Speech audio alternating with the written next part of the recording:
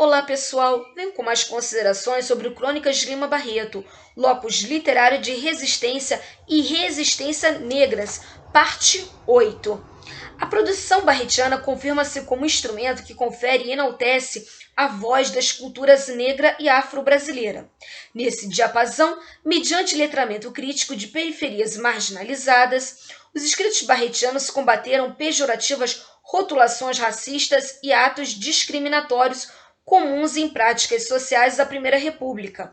Ainda, dialogando suas crônicas com a figura do negro e o autorreconhecimento de suas marcas identitárias, Barreto valorizou a conscientização racial e os ideais de negritude.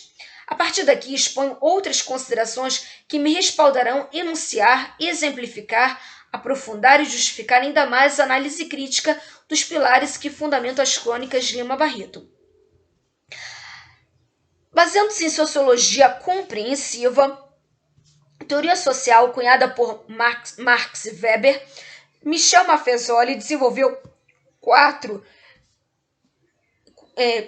inferências como critérios de pesquisa estilística e, sobretudo, fundamento para análise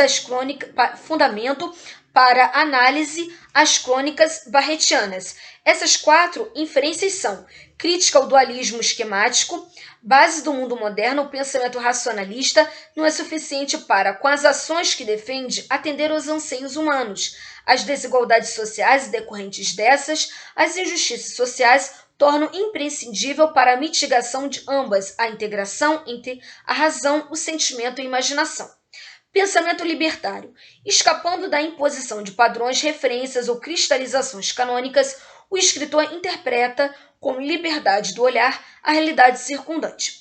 Com sua prosa ousada, Lima Barreto foi frequente em resistir aos padrões vigentes e buscar uma resistência para aqueles que, como ele, sofriam preconceitos e opressões. Nas crônicas, o subúrbio é lido como a personificação das segregações sociais, pois na cidade os eleitos transitam seus perfis impermeáveis e na periferia os preteridos. Inúmeras são as passagens nas quais Barreto dá voz a negros, humildes camponeses, pobres suburbanos, mulheres e pessoas hospitalizadas, comuns a todas as personagens, a opressão e a discriminação da sociedade carioca do início do século XX. Isso as tornava pessoas marginais, uma vez que viviam à margem da sociedade e, por conseguinte, privadas dos direitos mais básicos. A forma.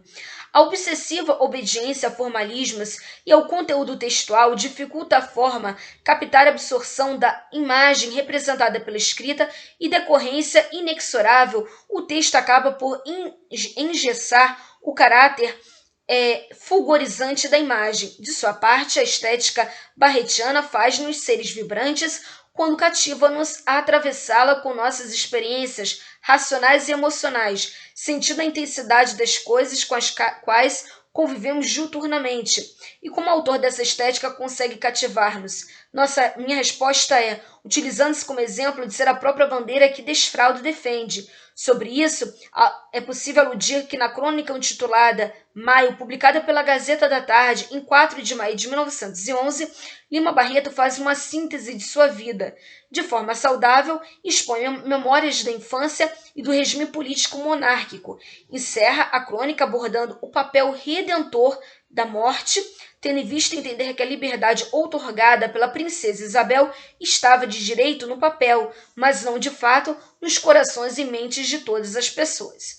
E uma sensibilidade relativista, nossas experiências racionais e emocionais devem ser colocadas vis-à-vis a fim de contrapostas e contrabalançadas noções flexíveis e moventes das condições de contorno que compõem e conformam a vida social, chegarmos a uma razão sensível embasadora de nossas decisões e decorrentes ações.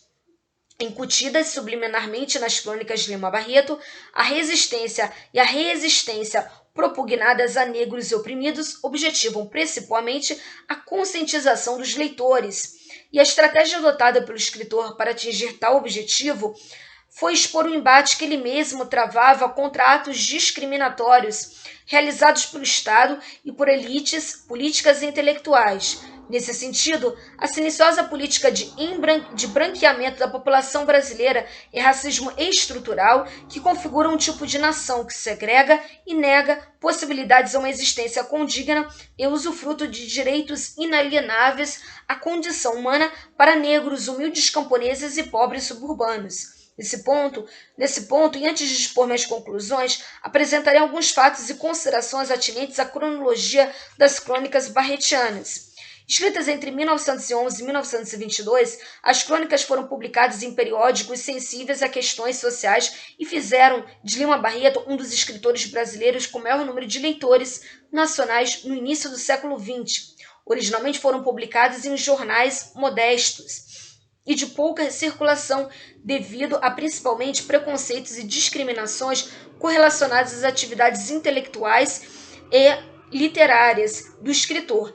Exceção foi a revista humorística Careta, de circulação nacional, veículo que contou com diversas contribuições do cronista.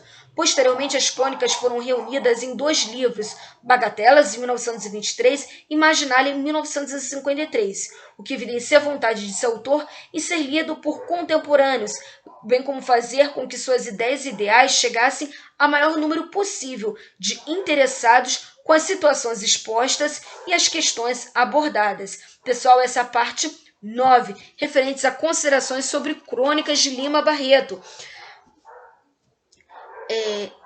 Resistência, locus literário de resistência e resistência negras. Mil beijinhos, vem para a leitura.